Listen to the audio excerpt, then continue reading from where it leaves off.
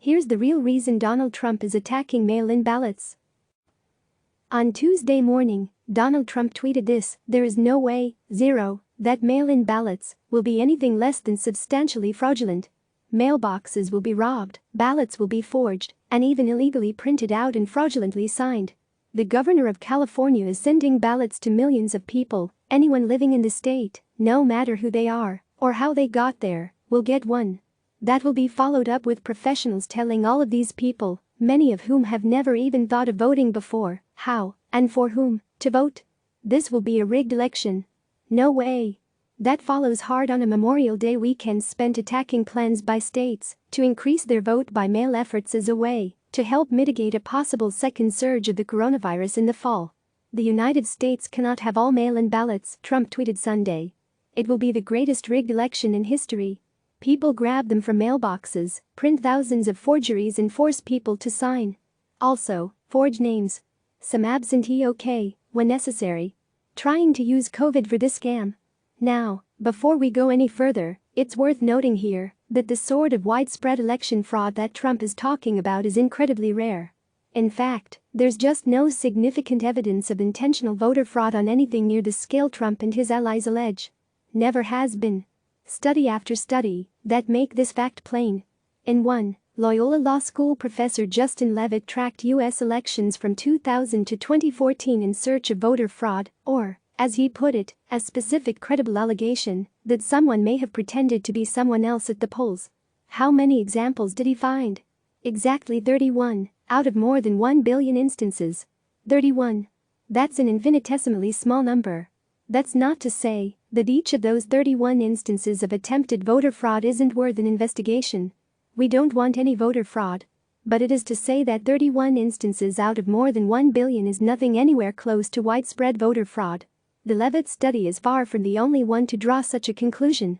A 5-year study on voter fraud commissioned by George W. Bush, a Republican, found that same conclusion as Levitt. Wrote the New York Times at the time, "The Justice Department has turned up virtually no evidence of any organized effort to skew federal elections." In the 2016 election, in which more than 135 million votes were cast, there were a total of 4 documented cases of voter fraud, according to the Washington Post's Philip Bump. Then there's this: the most recent example of actual voter fraud, in 2018, came at the hands of a Republican operative in a Republican primary running an absentee ballot scheme. As Fox News' Chris Wallace put it Sunday, "I've done some deep dive into it. There really is no record of massive fraud, or even serious fraud from mail-in voting." So then, why is Trump so fixated on a problem that doesn't exist? The key lies in a single word he keeps using when talking about mail-in balloting: rig. Trump has never, ever, not ever admitted he has lost anything.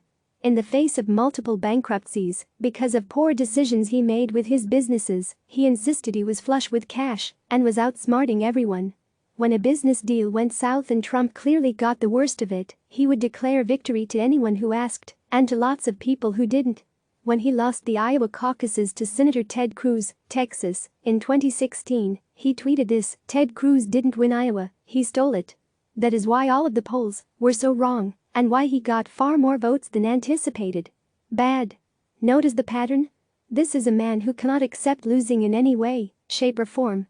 And when faced with defeat or setback, he insists that the rules were broken, that something nefarious happened, although he never says exactly what. Which brings us back to Trump's attacks on mail-in balloting in the November election.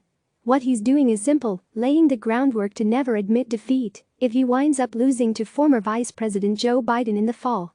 If Trump does lose, he will insist that it was not the result of voters choosing Biden over him, but rather a function of those cheating Democrats and their rigged mail-in ballot scheme, because Donald Trump doesn't lose.